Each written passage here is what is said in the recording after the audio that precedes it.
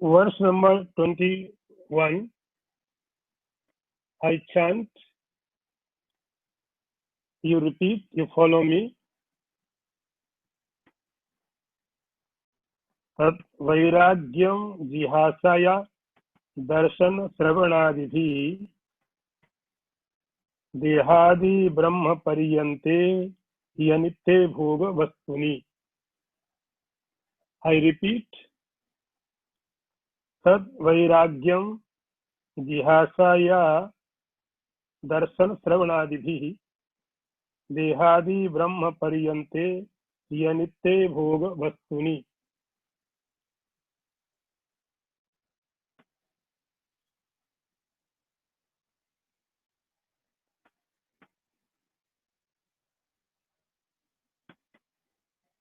The meaning is of the verse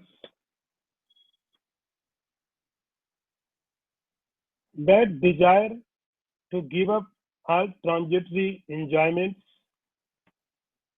gained through seeing, hearing, etc., and also experience gained through equipment ranging from mortal body to the form of Brahma is called detachment. I repeat the translation again. That desire to give up all transitory enjoyments gained through seeing, hearing, etc., and also experience gained through equipments ranging from a mortal body to the Brahma form of Brahma is called detachment.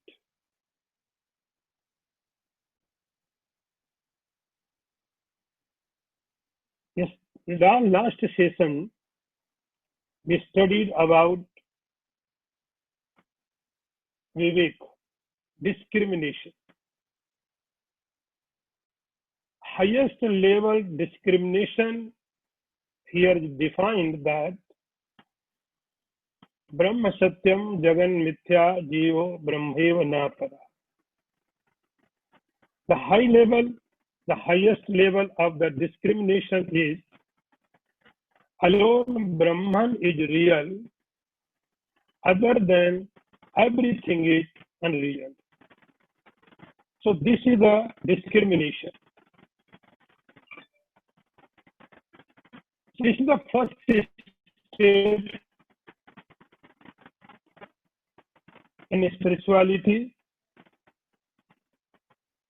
If first step has been taken perfectly, the second detachment automatically will happen. Here, today's topic is Vairagya, dispassion, detachment.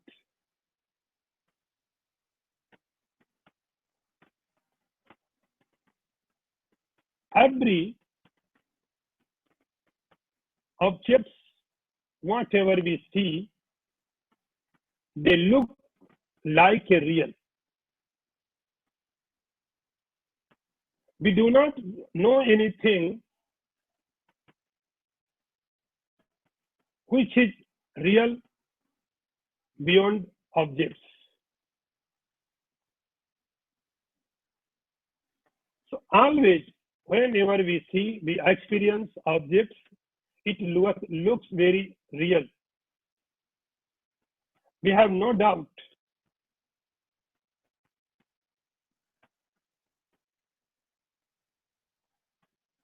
That is why they look real. We have three misconceptions about objects. I repeat, we have three misconceptions about objects. These are, we know that, we understand that these objects are real. Second is these objects are permanent. Third is these objects are giving us enjoyment. So we have three types misconception about objects. But when you apply your intellect, you will encounter that reality, the objects that neither they are real, nor permanent, and nor joy givers. These these all enjoyments are transitory, which are being gained by the sense of perception. Once we have understood material objects are unreal. So we have three types misconceptions. When you apply your intelligence, actually, all real spiritual life begins from intellect and is go beyond intellect. Before intellect, in the last verses, we have read that do good deeds. They were just preparations. But real spirituality begins from mind. Because only intellect is cause for bondage. Only intellect is cause for liberation. Intellect is the center point. From that, spirituality begins. From that, the world also begins.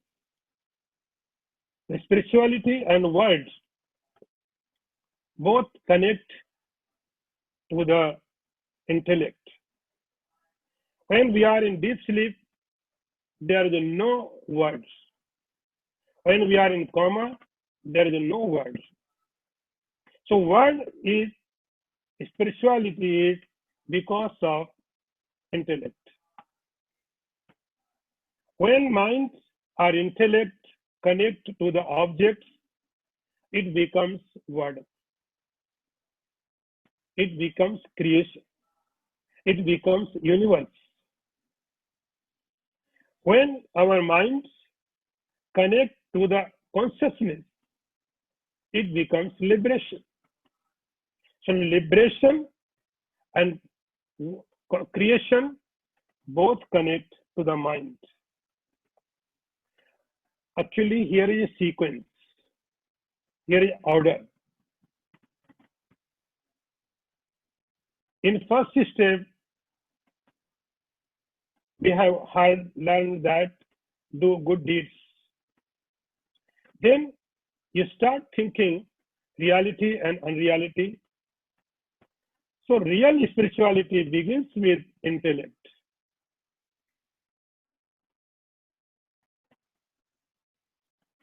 When you apply your intellectually, when you apply your intellect, you will find that these objects are not real. Then next delusion will come. We have a concept about heaven. We have a concept about heaven. We think in heaven there are objects higher quality, more durable, more enjoyable. So we always desire for heaven. Here, you have to understand that not only worldly objects are impermanent, unreal, not giving pleasure, heaven objects also have same nature. And not even heaven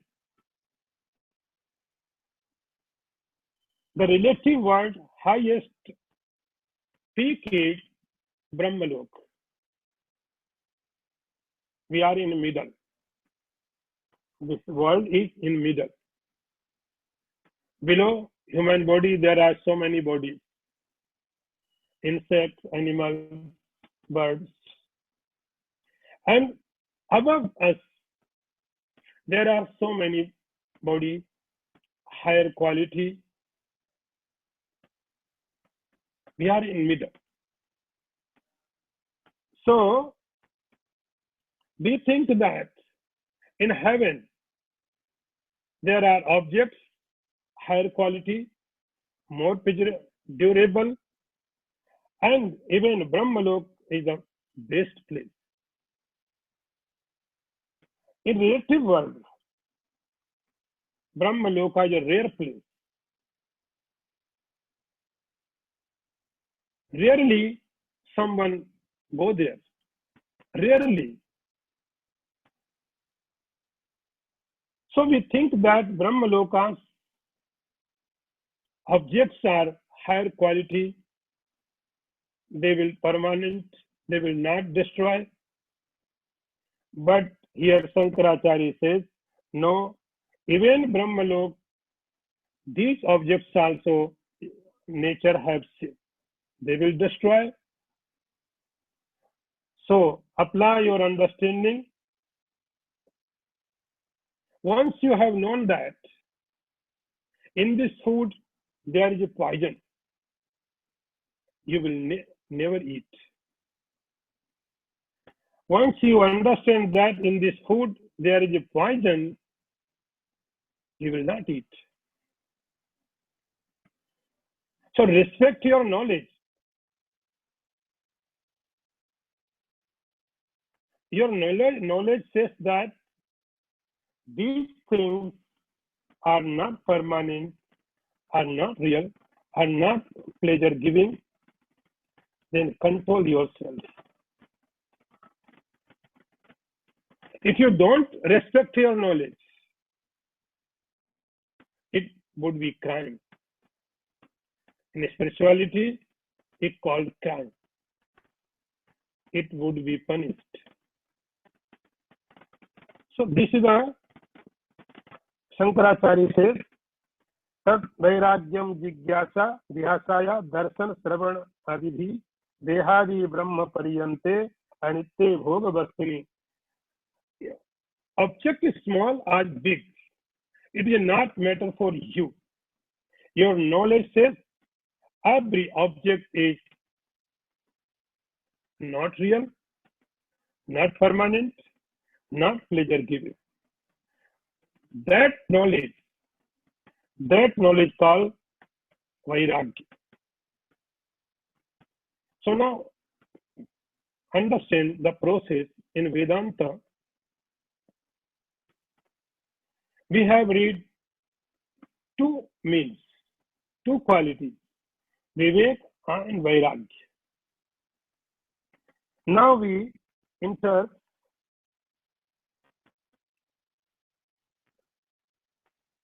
verse number 22. I chant, you just follow me. Virachya Vishabrata Dosha Drishtya Muhur Muhu Swalakshe Niyatavastha Manasa Sama Uchyate. I repeat. Virachya Vishabrata Dosha Drishtya Muhur Muhu Swalakshe Niyatavastha Manasa Sama Uchyate. In Vedanta and other philosophies, other systems also, there is a pattern, order. So if you have discrimination, if you have dispersion, these two are not enough.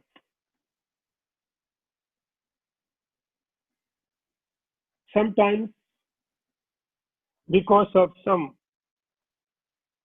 incident,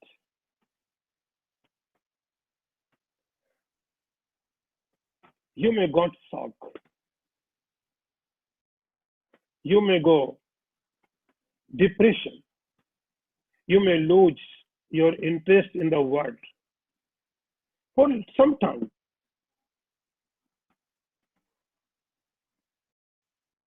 Now we are entering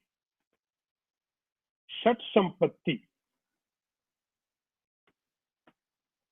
We have completed Vivek Vairagya, dispersion and discrimination. After discrimination, automatically dispersion comes. But you should not stop here. They are not enough.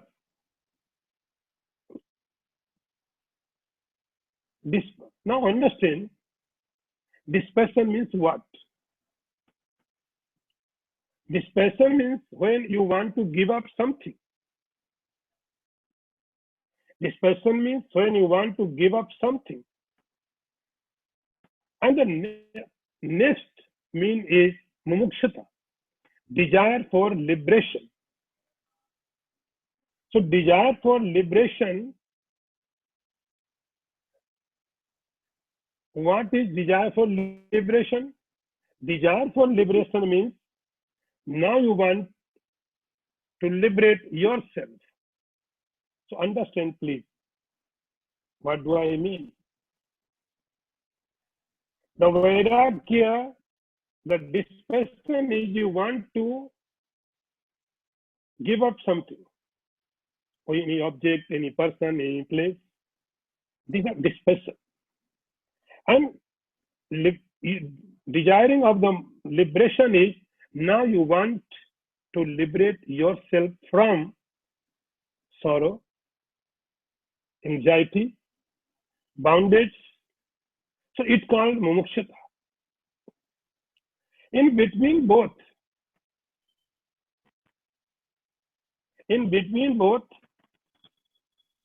fill up the gap. Here in Vedanta system, they give us Shat Sampatti. Shat Sampatti means sixfold qualities. Sixfold qualities. Without them, if your Vivek, your Vairagya, dispersion, discrimination is not enough to get liberation. So they must require the sixth quality of richness. As in the world, you see, if someone, a rich person, his attitude is very different. His behavior is very different. His confidence, everything perfect if he is a rich person. If he has wealth, everything good. So in spirituality also, after dispersion, you have nothing. Because in dispersion, you've given up all things. This is not mine, this is not mine, this is not mine. So you can say that you lost everything. You do not have anything. Because of dispersion, you lost everything. So now you have nothing. So you have to some richness. In Vedanta system, they gave us a rich wealth. It's called Sat Sampatti. A very psychological system. A very psychological system. It comes step by step. So first, Vivek, then Vairagya, discrimination, dispersion, and when dispersion is completed, then Shankaracharya says, Virajya Vishayabrata Dosha Drishtya Muhur Swalakshe Niyatavastha Manasa Sam Uchyate. I translate it. The peaceful state of the mind, when it rests constantly upon the contemplation of goal after having again and again detached itself from chaos of the sense objects through a process of continued observation of their defects is called sama. Now I explain. So with among such sampatti, six quality of richness, first is sama. In other words, we can say that sama means the control of the mind. The control of the mind. But its translation is not enough. Here is a deep question. If someone has discrimination, dispersion, are they not enough for mumukshutvam? Vedanta says no. You require sampatti. This is the next step of the dispersion. As I told before you, your dispersion will automatically give you dispersion. And your dispersion will automatically give you the control of mind.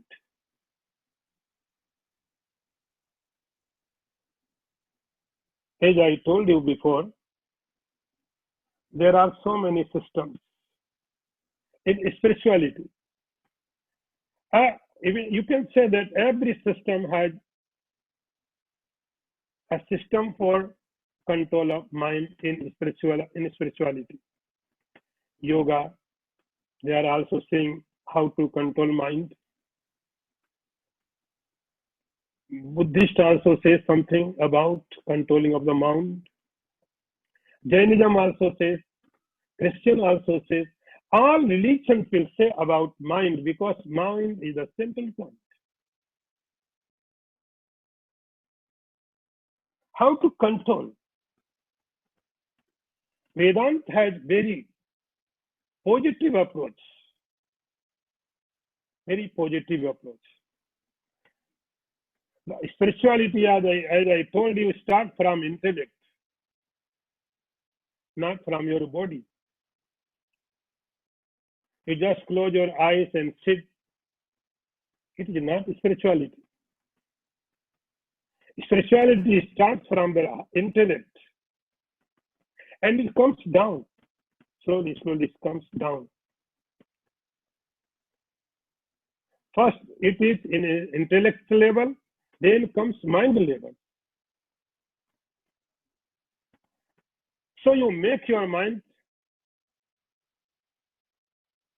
understand. Don't force.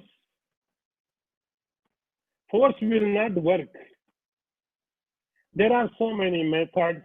Do this, do that, do this, do that. And there are people are doing continuously. Nothing is happening. Zero results. Nothing happening. Because you cannot force. You just make understand.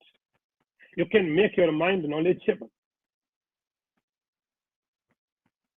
You convince your mind. This is the truth. This is the untruth. This is the reality. This is not reality.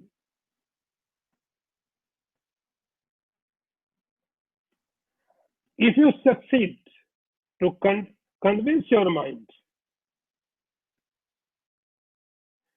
then mind automatically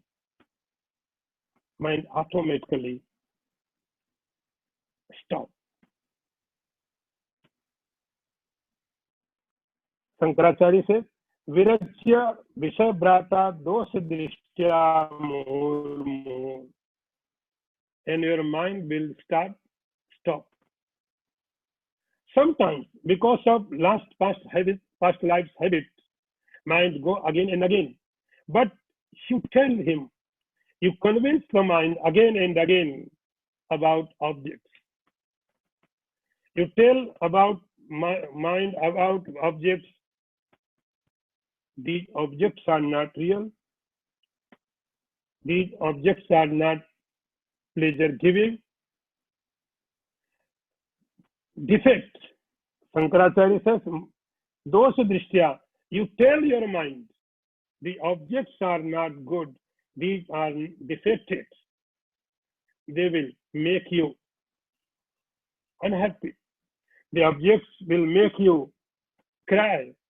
The object will make you weeping. So your mind will convince. It is a process. It is not action. Understand, please. So this is not action. This is a process. One by one, first, second, third. So one by one, in order. Then muhur, again. The mind will go in objects because of habit. You make understand your mind. Tell defects of the objects. Tell reality of the objects. Then your mind will come and niyata avastha manasha. Man will be quiet. So this is the control of mind. According to Vedanta, we call it shama. In Vedanta, there is no word like control of mind. The word is very heavy. The control of the mind. Vedanta is shama. Very soft word. The meaning is the same, more than same. More meaningful. Shama. Shama means control of mind, but not forcefully.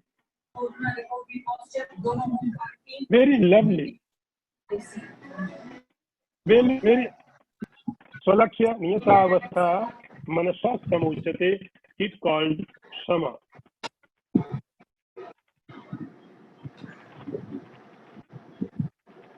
And now next one.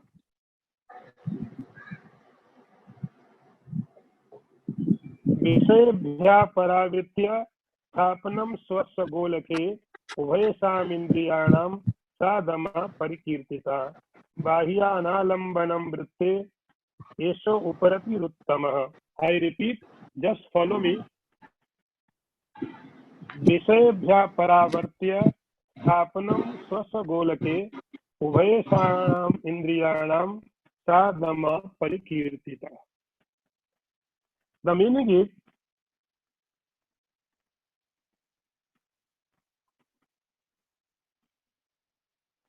turning both kinds of sense organs away from sense objects.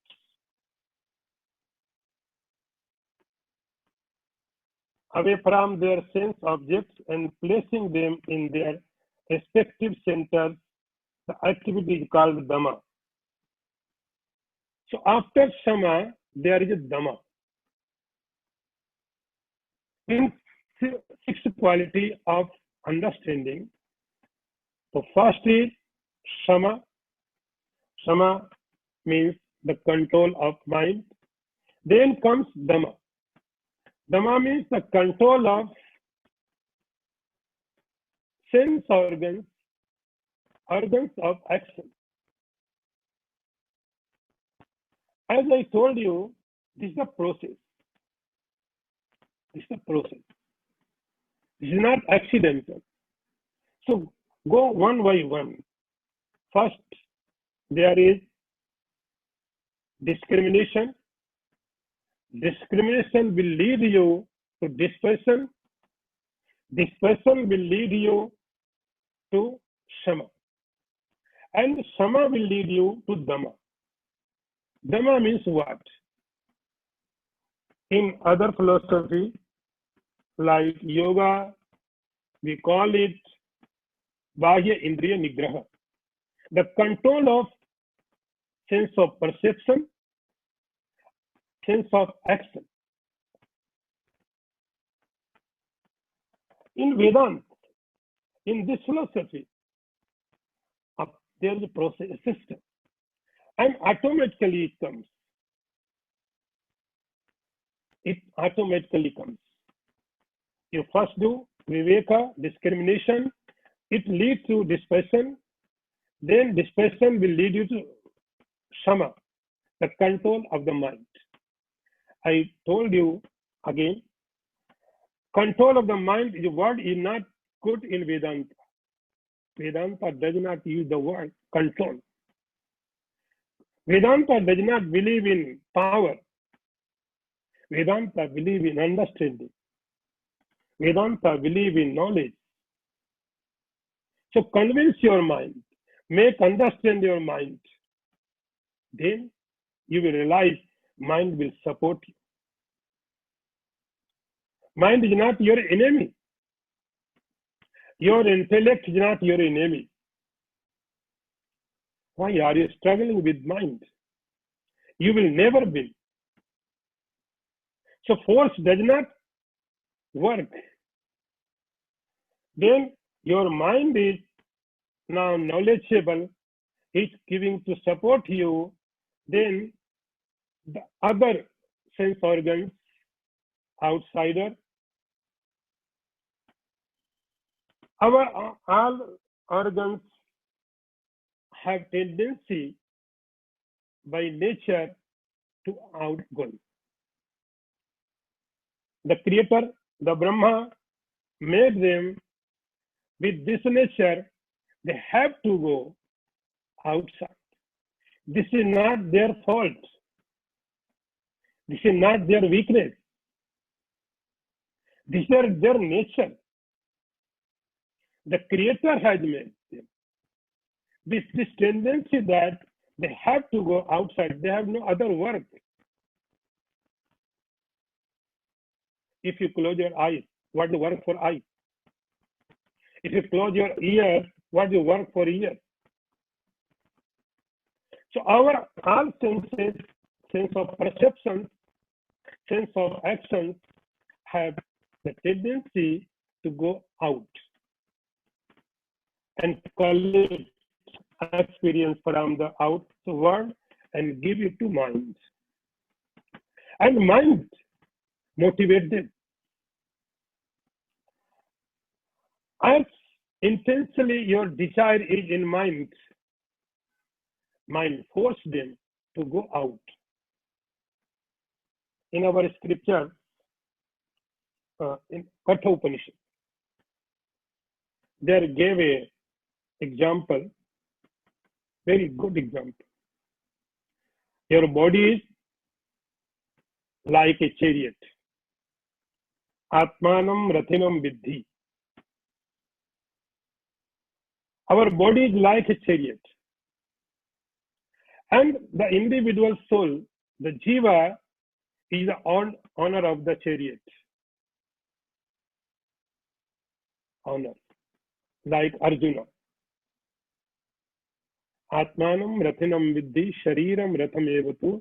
Indriyani and organs, sense organs, action organs are the horse. Objects are their roads. The mind is bridle. So this is a system. If you want to control your horses, you cannot control forcefully. Vedanta says, you go the intellect level. Your intellect will control your mind. Visayabhya paravritta swasthapanam swagolake. Then your mind has no interest in objects. Then your sense organs will not go to outside. And automatically they will rest their centers. विषयेभ्यः परावृत्तिस्थापनं स्वस्वगोलके उभयसामिन्द्रियाणां सा दमा परकीर्तिता सा दमा this the dama. The second property, the second wealth in six. So I repeat again the same thing. First, it starts from your mind, intellect, then comes mind, then sense organs. It is a dhamma. Next one is bahya analambanam vritte esa uparati uttama. Now, third one is uparati. Uparati. What is uparati? Uparati, first, rati means love, affection. When you have love in the world, you always think about the world. Here Shankaracharya says, vritte means thought. You think about your thought. What is thought process in your mind continuously? We think sometime our enemy. We think sometime our friends. Sometime good, sometime bad. But always our think is object. We are so busy. We are so busy thinking about the object. We have no time to think ourselves. Knowingly, unknowingly, consciously, unconsciously, always we are thinking about object.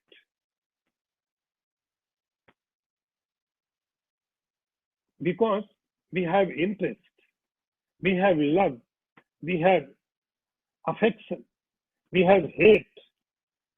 So every time we are so busy.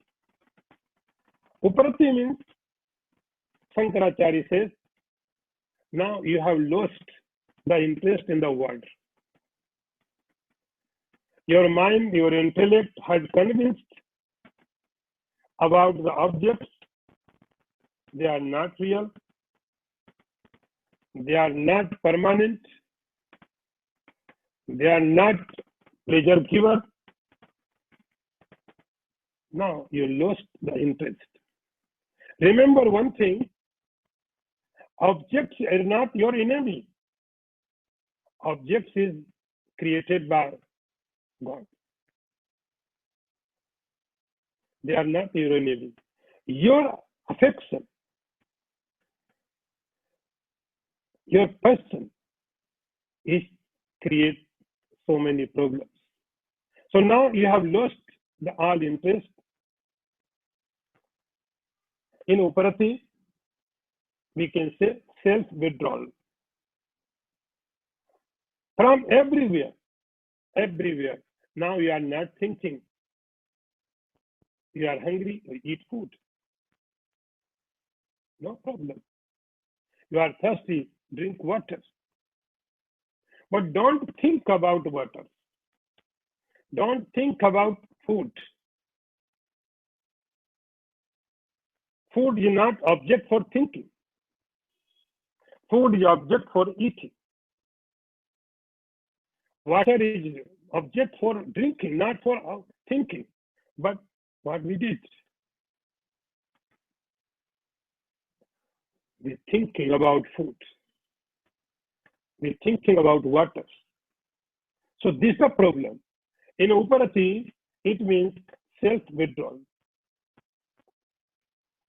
Now, we are not thinking about any object, any impression of the object. When you retire from the outside world, your mind gets a rest for little time. Then it can start thinking about yourself. Now we are so busy.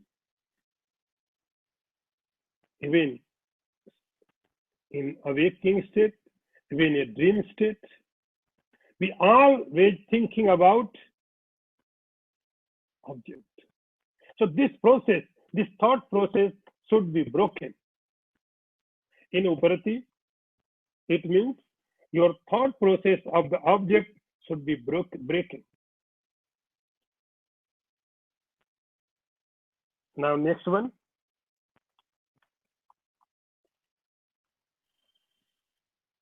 सहनम सर्व दुखानाम अप्रतिकार पूर्वकम चिंता विलापरहितम स तितिक्षा निगद्यते.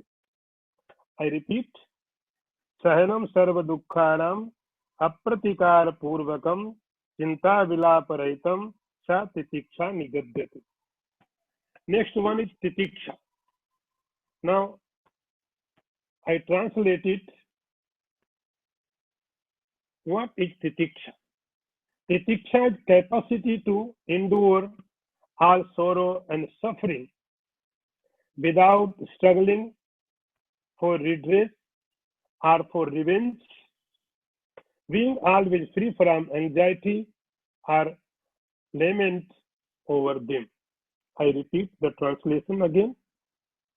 Titiksha is capacity to endure all sorrow and suffering without struggling for redress or for revenge, being always free from anxiety or lament over them.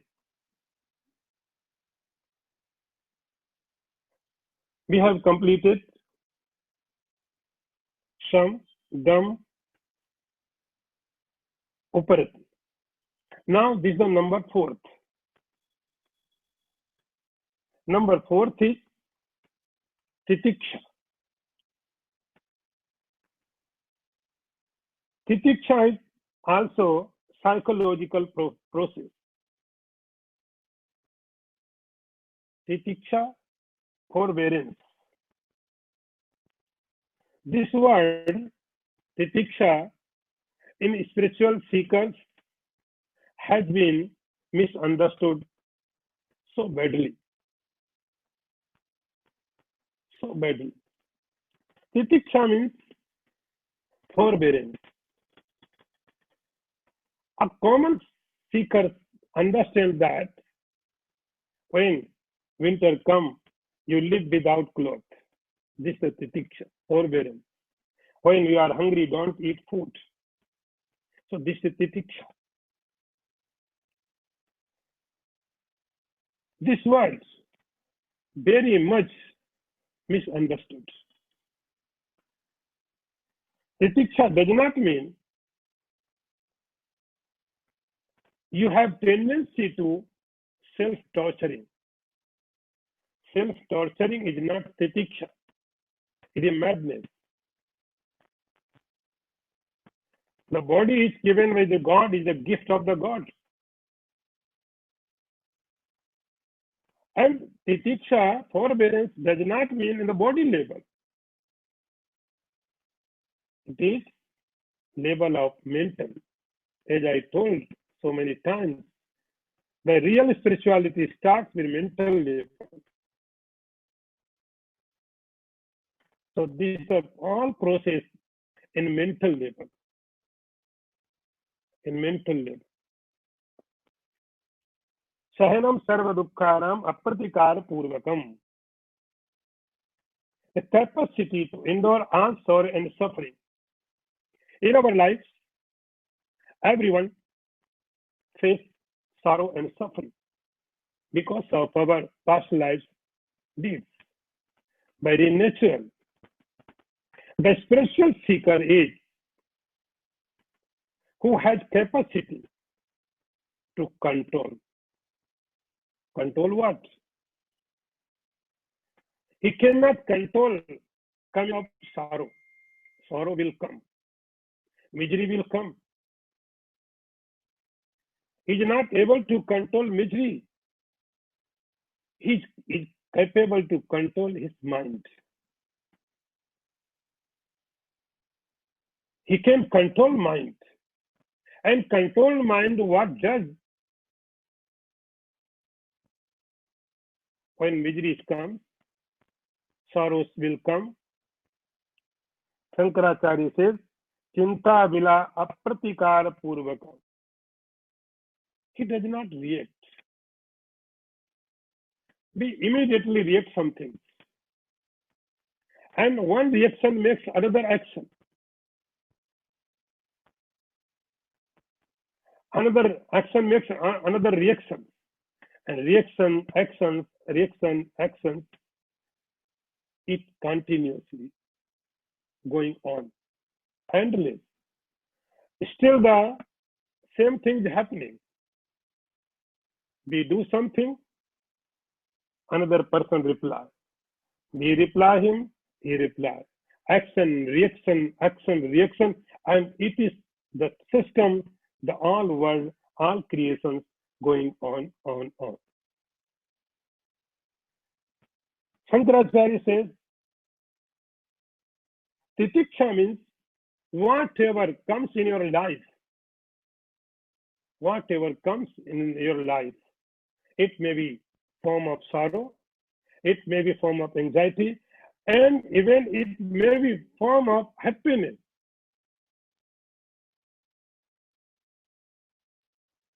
Apratikar, without any reaction, you observe. You understand, this is my luck, my destiny. So why are we worry? This is my destiny. Sorrow come and go. Happiness will come and go. Chinta vilaparetam, no worry, no reaction. Whatever comes. So this is a titiksha, forbearance, not body level. You be hungry for 10 days. In cold, don't wear the clothes. In heat, go to sunlight. I saw so many seekers. They are abused their body such a way because of misunderstanding. I saw a person in Varanasi, 12 years had passed. He held up his hand like this. When I met him, he told me, I am in such a position since 8 years. After 4 years, I will move natural state. I told them, no, it will not possible. It will not go in natural state. So this is not titiksha. This is madness. Shankaracharya says, Sahanam sarva dukkhanam apratikara purvakam chinta vilaparitam sa titiksha.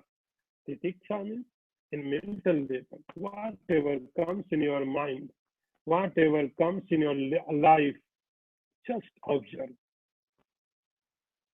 And now, last one for today. शास्त्रस्य गुरुवाक्यस्य सत्यबुद्ध्यावधारणं सा श्रद्धा कथिता सद्भि या वस्तुपलभ्यते. I repeat, शास्त्रस्य गुरुवाक्यस्य सत्यबुद्ध्यावधारणं सा श्रद्धा कथिता सद्भि या वस्तुपलभ्यते. I translate it. That way which one understands the exact import of scriptures as well as pregnant words of advice of the preceptor, the called Sattha.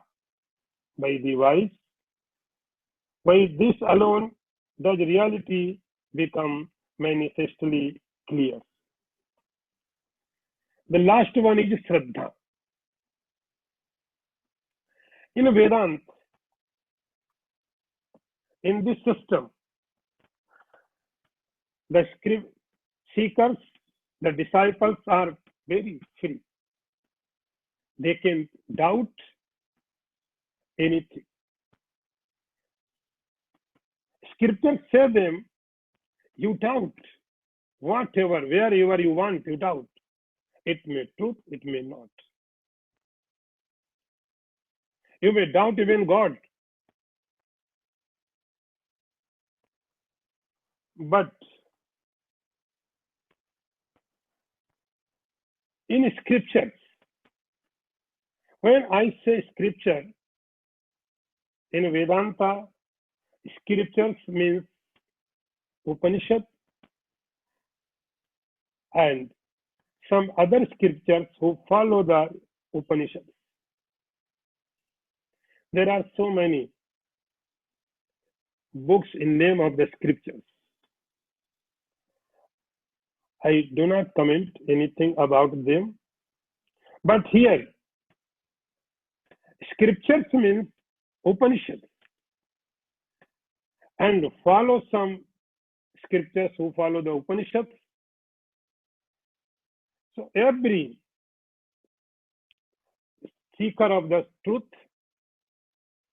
he had to have faith in Guru and scriptures blindlessly,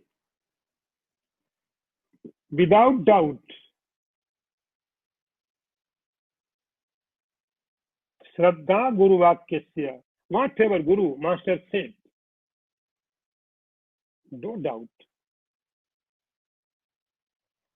no doubt, no doubt in scriptures. So only you have two places, doubtless. One is Guru, is Vakya. Remember one thing, Shankaracharya says, Guru Vakyasya, the sentences are given by Guru, sentences. Because Guru is describing scriptures to you. So, Shraddha means this is the fifth property, wealth, richness for spiritual seeker, Shraddha. So, Guru and the scriptures both are the doubtless.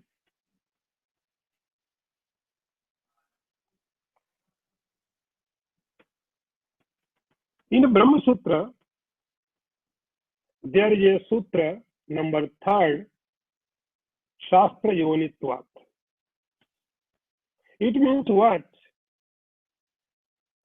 It means we can know God only through scriptures. Only through scriptures we can know the God. There is no other way. Scriptures can tell us. We cannot imagine the gods. God is not imagination. God is reality. God is not just our imagination. And this reality, only scriptures can give you. Shastra Yonitvat in Brahma Sutra, since it is known only by scriptures, there is no other way. You experience according to scriptures. So Brahma Sutra says, Shastra Yonitvat, God can be known only by the scriptures. So every seeker of truth have to have faith in scriptures and Guru. So today we will stop here, and thank you for today's lecture. Om Purnamadaha Purnamidam Purnat Purnamudachyate Purnasya Purnamadaya Purnameva Vasishyate. Om Santi Santi Santi. Shankaram Shankaracharyam Keshavam Vadarayanam Sutra Bhashya Kritau Vande Bhagavantau Puna Punah Isharo Gururatmeti Murti Bheda Vibhagine व्योमवद्व्याप्तदेहाय दक्षिणामूर्तये नमः। ओम शांति शांति शांति।